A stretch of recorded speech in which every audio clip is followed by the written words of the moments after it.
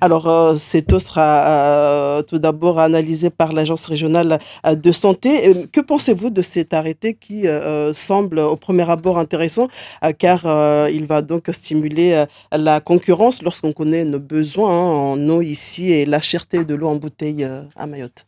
Premièrement, j'aimerais donc euh, remercier Mayotte Première, hein, et aussi dire bonjour à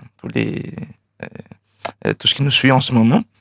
Et effectivement, il y a cet arrêté qui est sorti et j'aimerais, avant de répondre à votre question, hein, de dire toujours dans ce même arrêté, il dit bien comme quoi problématique de l'eau actuellement à Mayotte, il dit dans cet arrêté comme quoi il y a cette flambée épidémique, il y a un risque d'infection gastro-intestinale, fièvre typhoïde, hépatite B, diphtérie, il liste tous les problèmes. Donc on sait très bien que l'État et tout le monde connaît le vrai problématique de l'eau actuellement à Mm. Mayotte et c'est un vrai problème et que tout le monde doit vraiment se focaliser, mais surtout aussi être conscient de l'importance de ce problème-là.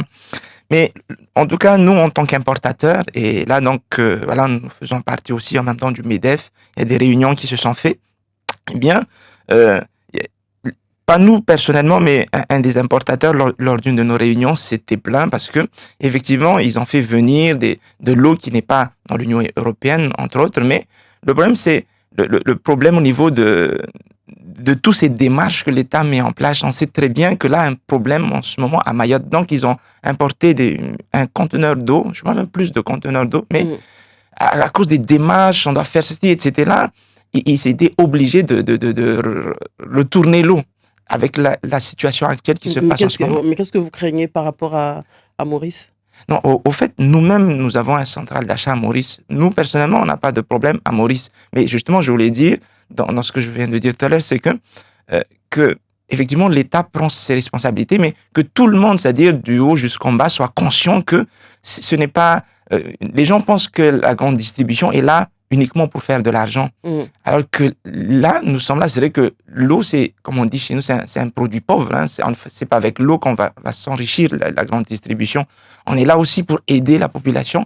On est conscient de... Même nous par exemple, Mm. à la Somaco, l'année dernière, on a fait environ une trentaine de conteneurs, hein, c'est-à-dire environ 550 000 litres d'eau. Et cette année, on a augmenté.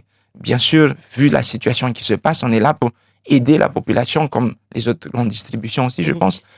Ah, ah. Alors justement, dans le même registre, Jean-François Carenco répondait aux questions au gouvernement, c'était le 28 mars dernier, et donc il disait qu'il avait demandé aux deux grands distributeurs présents à Mayotte de vendre, s'agissant de cette question de l'eau, de vendre de l'eau à prix coûtant sans aucune marge pendant les 6 prochains mois.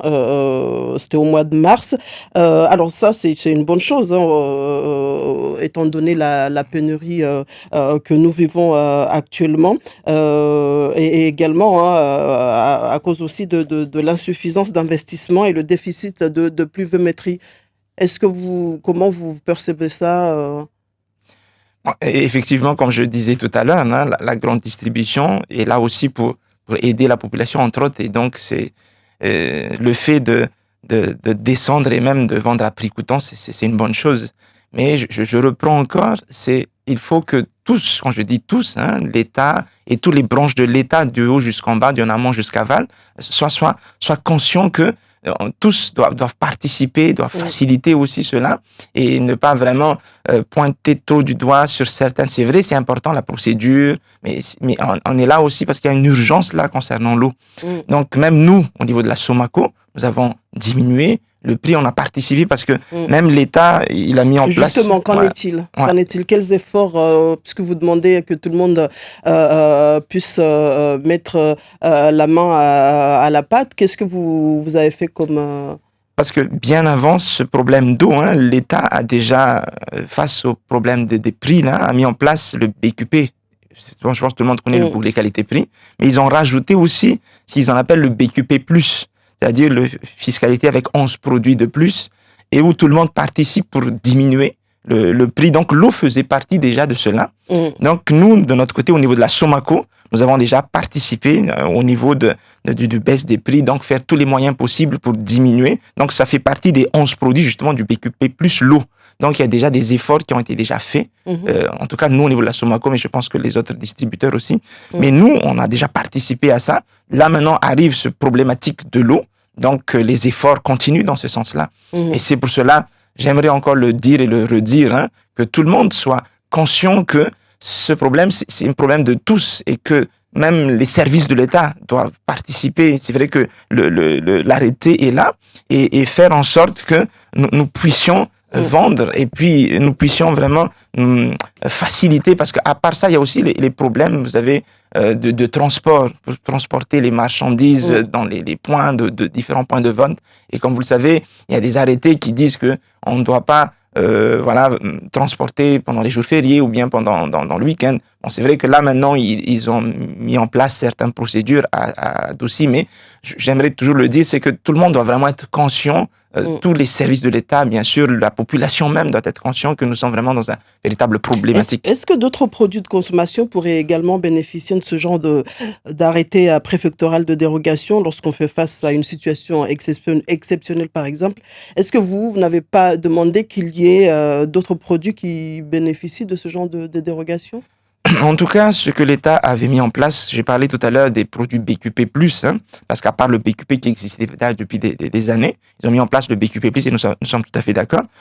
Ils ont mis, là, je parle de ce que l'État a proposé, puis que nous avons suivi.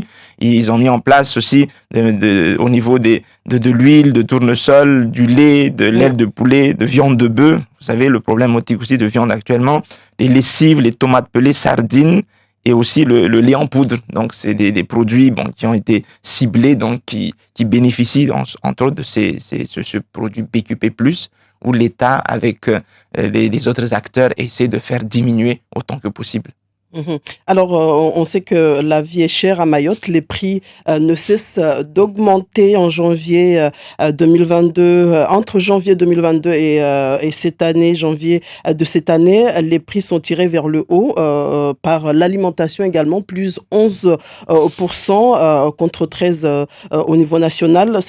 L'alimentation qui représente 23% du panier de consommateurs. Les produits frais également ont augmenté. Est-ce que vous n'avez pas de rôle à jouer justement sur la baisse des prix, faire en sorte que voilà ça s'arrête? Oui, et effectivement, et c'est pour ça, comme je disais encore tout à l'heure, les gens pensent souvent que, parce que dans la chaîne, c'est nous au niveau de la grande distribution qui est en dernier dans la chaîne. Souvent, les consommateurs oublient que ce que nous vendons dans nos magasins, au fait, nous les achetons aussi. Et c'est pas nous qui réglons le prix d'achat, parce que vu la situation actuelle, pas uniquement à Mayotte, mais dans le monde entier, hein, avec la guerre en Ukraine, il y a tellement de choses qui se passent qui fait en sorte que les prix en ce moment ne cessent d'augmenter. Bon, je vais dire 80-90% des prix augmentent. Il y a certains qui sont plus ou moins stables, mais à cause de la situation actuelle à Mayotte, récemment, je pense que c'était sorti dans vos antennes, ce qui s'est passé même en France avec le coût des produits, il y a beaucoup de choses qui manquent même en France, hein, pour dire que ce qui se passe en ce moment, c'est pas uniquement à cause de la grande distribution qui veut tout simplement s'enrichir sur le dos des consommateurs, mais que tous soient conscients que c'est une chaîne. Et dans cette chaîne-là, quand là-bas augmente chez les fournisseurs, c'est vrai qu'on essaie, surtout nous, à la Somaco, comme vous le savez, nous, la Somaco, nous avons quand même cette spécificité d'être plus près des Mahorais, de chercher vraiment cette clientèle qui est vraiment chercher le moins possible pour que tout le monde puisse trouver son compte. Et donc, du coup, on trouve des produits où tout augmente, et c'est pour ça que voilà, l'impact est là. Alors, les transitaires relèvent leurs tarifs récemment sous l'effet de la flambée des prix des carburants, des transitaires qui annoncent encore des augmentations des prix à cause des difficultés de circulation qu'on est en train de vivre, des marchandises qui restent plus longtemps au port, surtout dans le nord entre Mamoudzou et les Hauts-Vallons. Comment vous gérez cela? Effectivement, c'est une des problématiques, cette histoire de transport, parce que là, c'est vrai que comme toute société, nous avons des flottes de camions, on essaie de gérer tant bien que mal, mais le problématique surtout, c'est ces histoires d'embouteillage et aussi en même temps le fait de livrer, ça prend du temps et ça crée tout un programme qu'on doit vraiment mettre en place au niveau logistique. Et donc, on essaie de s'organiser, comme je disais, hein, mais c'est vrai que là, j'ai évoqué le problème de ne pas conduire des camions pendant les jours fériés, etc. Mais là, ils ont résolu quand même, l'État essaie quand même, fait des efforts et on remercie l'État dans ce sens-là. Et c'est pour cela, je pense que ce problématique, on doit le voir aussi, que l'État met tout ça en place pour voir le futur, parce que on sait que tout ça s'est mis en place justement pour que notre futur soit mieux avec les infrastructures qui seront bien mises en place. Bon, on va essayer peut-être de relativiser les choses, voilà, donc voilà. Justement, en parlant du futur, on a la création de la ZAC de Kombani. Comment vous percevez ça dans le développement de Mayotte? Est-ce que ce ne sont pas des difficultés, comme on vient de le dire, supplémentaires avec les embouteillages En tout cas, la Somaco, en tant qu'investisseur, mais en tant aussi qu'opérateur économique à Mayotte, en tout cas, c'est toujours une bonne chose. C'est une bonne chose, hein, c'est pour le développement de Mayotte. En tout cas, c'est une bonne chose, cette ZAC.